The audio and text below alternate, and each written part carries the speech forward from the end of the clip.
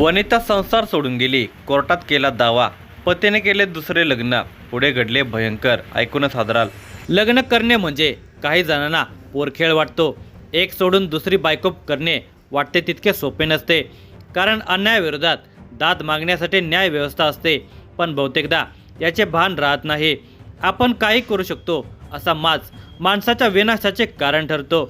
अहिल्यानगर जिल्ह्यामध्ये अशीच एक घटना घडली आहे. ही घटना सविस्तर पुढे पाहण्याअगोदर जर तुम्ही या चॅनलवर जर नवीन असाल तर प्लीज आपल्या या चॅनलला सबस्क्राईब करा आणि अशाच नवनवीन व्हिडिओच्या नोटिफिकेशन येण्यासाठी शेजारी बेल आयकॉन क्लिक करायला विसरू नका. धारणगाव तालुका कोपरगाव येथील सोनर वस्ती येथे संजय उर्फ बापू हिरामन मोहिते वय वर्षे 37 हा तरुण राहत होता. वनिता उर्फ वर्षा हिरामन हारावत राहणार गुमगाव, हिंगणा, जिल्हा नागपूर ही त्याची पहिली पत्नी होती. दोघांचे लग्न झाले. काही दिवस संसारही सुरळीत चालला, पण नंतर मात्र त्याचे पटेनासे झाले. त्याच्याशी पटत नसल्यामुळे त्याची पत्नी वनिता ही तिच्या आई वडिलांकडे नागपूर येथे निघून गेली. ती तेथे माहेरीच राहू लागली. इकडे संजय एकटा पडला. नंतर संजय उर्फ बापू मोहिते हा दुसरे लग्न करून कोपरगाव तालुक्यातील धारणगाव येथील सोनार वस्तीवर राहत होता.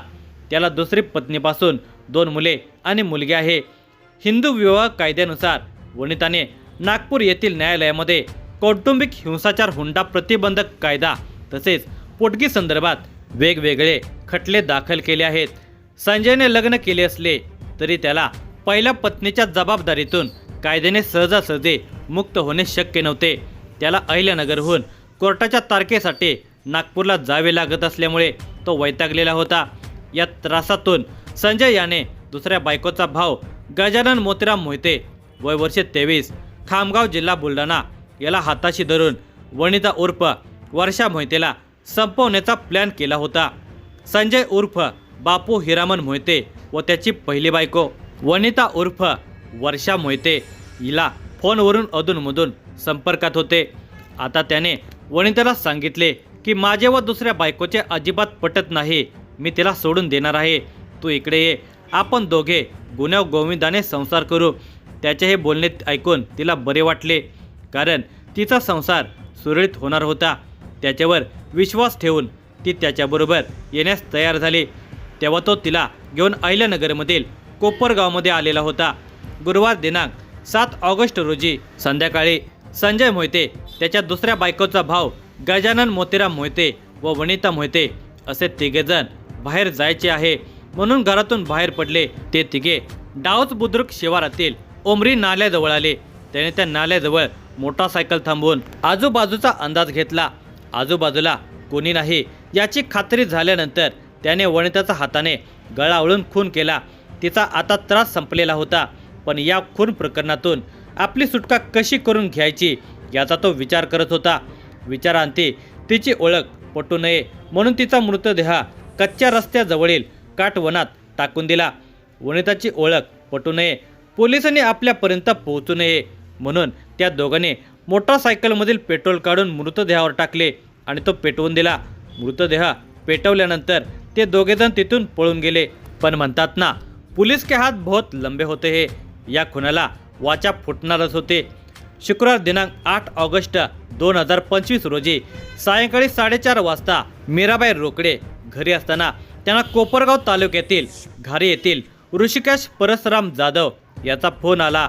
अहिल्यानगर जिल्ह्याच्या चांदे कसारे या गावात पोलीस पाटील म्हणून मीराबाई कार्यरत असून तिथेच त्या राहण्यास आहेत. तर शेजारच्या डाऊच बुद्रुक येथे पोलीस पाटील नसल्याने त्या गावचा कार्यभारही मीराबाई रोकडे याच सांभाळतात.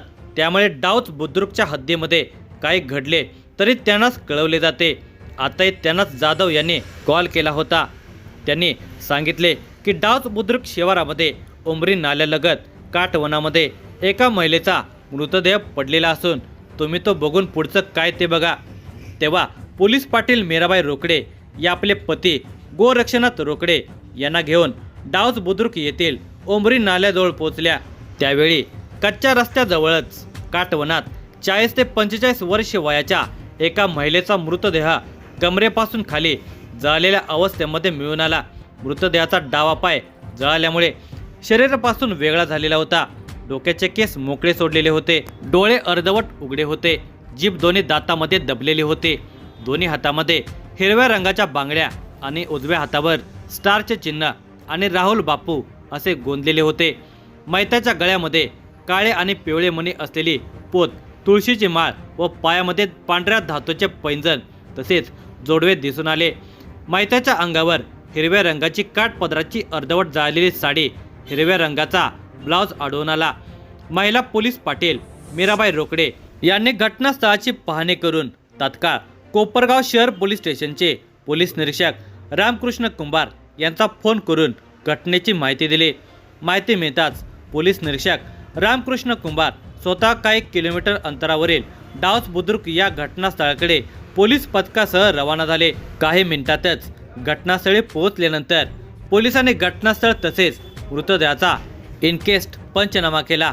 त्यानंतर मृतदेह पोस्टमॉर्टमसाठी कोपरगाव ग्रामीण रुग्णालयामध्ये पाठवण्यात आला.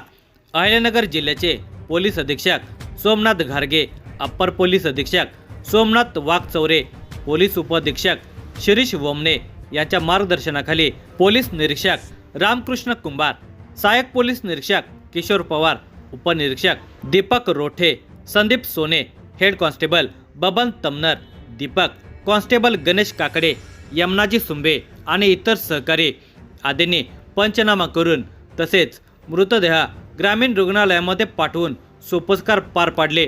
पोलीस निरीक्षक रामकृष्ण कुंभार यांच्या नेतृत्वाखाली उपनिरीक्षक दीपक रोठे यांनी महिला पोलीस पाटील मीराबाई रोकडे यांची रीतसर फिर्याद घेऊन अज्ञात आरोपीविरुद्ध गुन्हा रजिस्टर नंबर 414/2025 BNS कलम 103(1) 238 अन्वये दिनांक 8 ऑगस्ट 2025 रोजी रात्री गुन्हा दाखल करण्यात आला. कोपरगाव पोलिसांच्या पुढे या वेळेपर्यंत घटनास्थळ व मृतदेहाची जाळलेली अवस्था याशिवाय कुठल्याही गोष्टी नव्हत्या. मयत महिलेच्या हातावर राहुल बापू तसेच स्टार असे गोंदलेले होते. या गोष्टीवरून त्यांना पुढचा तपास करावयाचा होता. पोलीस निरीक्षक रामकृष्ण कुंभार यांनी वेगवेगळी 2 पोलीस पथके तयार करून तपासासाठी रवाना केली. पोलीस पथकाने घटनास्थळापर्यंत येणाऱ्या सर्व रस्त्यांचे CCTV फुटेज, पेट्रोल पंपावरील फुटेज तसेच गेल्या काही दिवसामध्ये परिसरातील कोणी महिला मिसिंग आहे का या संदर्भात तसेच तांत्रिक गोष्टीचे विश्लेषण करून तपास करण्यास सुरुवात केली. वरिष्ठ पोलीस अधिकाऱ्यांच्या मार्गदर्शनाखाली कोपरगाव शहर पोलिसांनी महिलेच्या खून प्रकरणाची कसून चौकशी सुरू केली. घटनास्थळापासून येणाऱ्या रस्त्यांचे तसेच पेट्रोल पंपावरील CCTV फुटेज तपासण्यास सुरुवात केली. काही दिवसापासून कोणी महिला बेपत्ता आहे काय याची चौकशी त्यांनी सुरू केली. कोपरगाव शहर पोलिसांची दोन्ही पथके अहोरात्र झटून तपास करत होते. शंका येईल त्या ठिकाणी पोलीस पथके पाठवून शोध सुरू होता. संपूर्ण राज्यभरामध्ये मिसिंग दाखल होऊनही न मिळून आलेल्या मिसिंगमधील तसेच मयत महिलेचे वर्णन मिळते जुळते आहे की नाही तसेच संबंधित पोलीस स्टेशनकडून माहिती घेतली जात होती. CCTNS प्रणालीवर ICJS पोर्टलवरून मिळून न आलेल्या मिसिंगची माहिती घेत असताना कोपरगाव तालुका पोलीस स्टेशनला एक इसम निघून गेले असल्याबाबत मिसिंग दाखल होते. या मिसिंगमधील व्यक्ती ही संजय हिरामन मोहिते, वय वर्षे 37, राहणार सोनार वस्ती, धारणगाव, तालुका कोपरगाव याच्याशी संबंधित असल्याचे समजले. त्याची सर्व माहिती कोपरगाव शहर पोलिसांनी घेतली असता संजय उर्फ बापू हिरामन मोहिते याची 2 लग्ने झालेली असल्याचे समजून आले. त्याची पहिली पत्नी वनिता व त्याचा नागपूर कोर्टामध्ये वाद सुरू आहे. तसेच त्याच्या पहिल्या पत्नीच्या हातावर राहुल बापू आणि स्टार असे गोंदलेले आहे. या सर्व माहितीवरून कोपरगाव शहर पोलिसांना क्लू मिळालेला होता. मयत महिलेच्या हातावर देखील राहुल बापू आणि स्टार असे गोंदलेले असल्याने संजय उर्फ बापू हिरामन मोहिते याचा या घटनेत हात असावा, नाहीतर तोच या घटनेचा सूत्रधार असावा अशी पोलिसांची खात्री पटली. आता पोलिसांच्या दोन्ही पथकाने संजय मोहितेचा तांत्रिक विश्लेषणाने शोध घेण्यास सुरुवात केली. त्यावेळी तो शिर्डीजवळ असल्याची माहिती पोलिसांना मिळाली.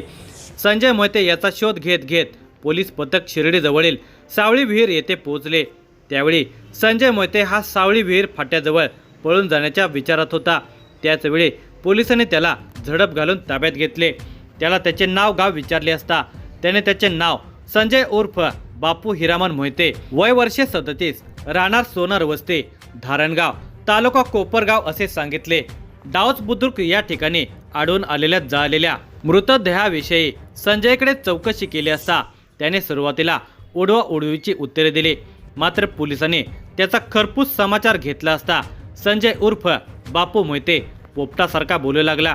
पोलिसांनी संशयित आरोपी संजय मोहितेला दिनांक 12 ऑगस्ट 2025 रोजी तर त्याचा साथीदार संशयित आरोपी गजानन मोहितेला दिनांक 13 ऑगस्ट 2025 रोजी अटक केली. दोघांनी खुनाची कबुली दिली असून ते सध्या न्यायालयीन कोठडीत आहेत. वनिता मोहिते या विवाहितेच्या खुनाचा पुढील तपास पोलीस निरीक्षक रामकृष्ण कुंभार करत आहेत. पोलिसांनी केलेल्या या किचकट तपासाचे सर्वत्र कौतुक होत आहेत.